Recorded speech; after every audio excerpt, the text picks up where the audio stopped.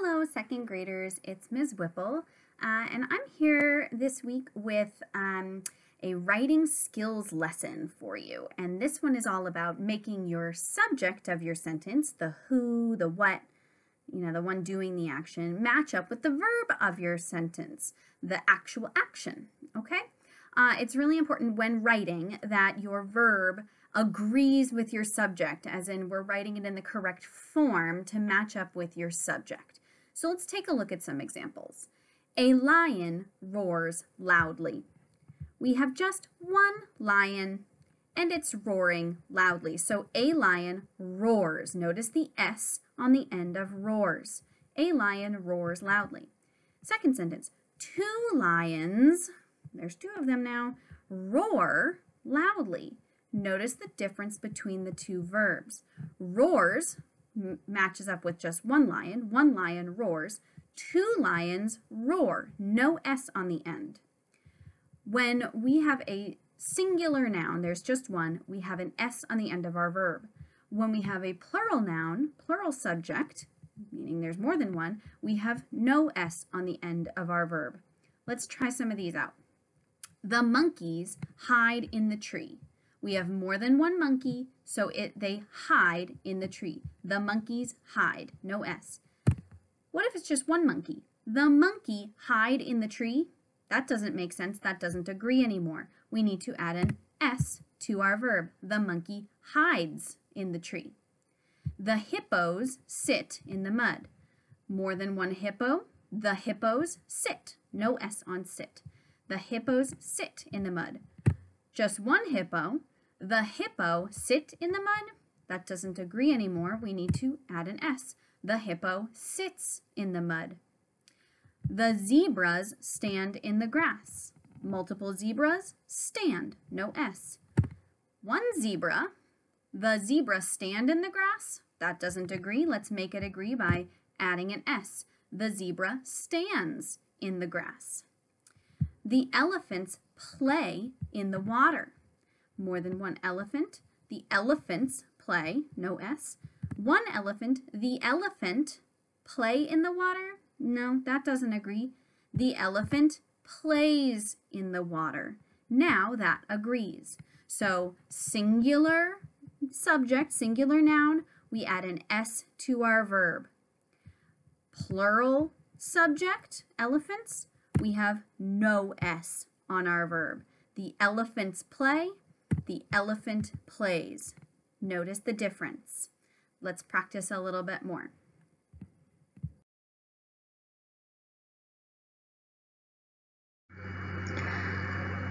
There are some times when you can't just add S to a verb to make it agree with its noun. And those are times when the verb ends in ch, sh, z, s, or x. So ch, sh, zz, ss, or x. And in those cases, you need to add es, and it sounds a little different instead of just s. So, for example, the giraffe munches leaves. We don't say munchs. The giraffe munches. We say munches, and it's an es. The giraffe munches leaves. The elephant splashes water. The bee buzzes. Notice that es, and you can hear the s sound. Munches. Another example of a time that we can't just add s is when a verb ends in a consonant and then y.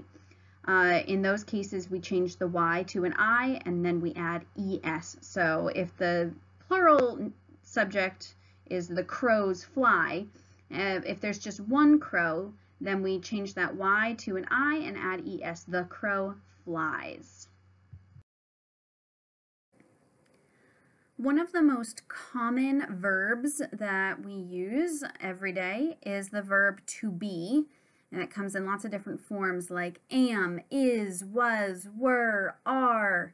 And so we're going to be making sure that our verb, the version of to be that we're using, matches up with our subject. And when you have a singular subject, that means there's just one.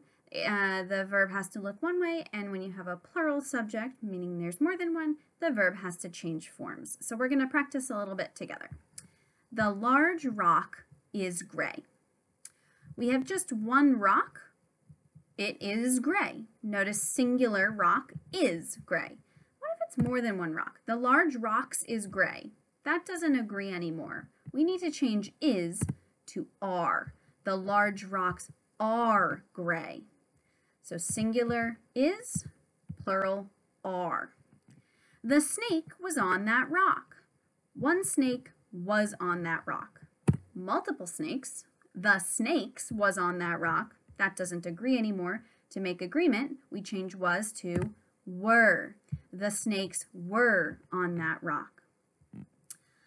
I am afraid of snakes. I is singular. I'm just talking about myself. And so I am afraid of snakes. What if there's more than one of us? We am afraid of snakes. That doesn't agree. So we're going to need to change am to are. We are afraid of snakes. We're going to practice a little bit more together, and then you are going to be working in your student skill practice book.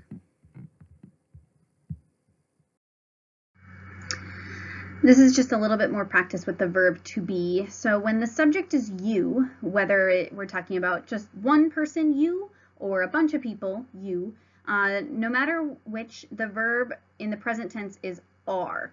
You are, we always say. So for example, a singular subject, Salish, that's my class mascot, Salish, you are a salmon. I'm talking to one person, or one fish, I guess, but the subject is you, the verb is are. Another example, when the subject is plural, might be students. You are reading quietly. I'm talking to a whole bunch of you. There's more than one of you, but the subject is you and the verb is are for both of those in the present tense. When the subject is they, the verb is also are in the present tense. So that is referring to more than one person that you are not talking directly to. You're referring to another group, so they are on the sidewalk. Whenever it's they and it's present tense, it's they are.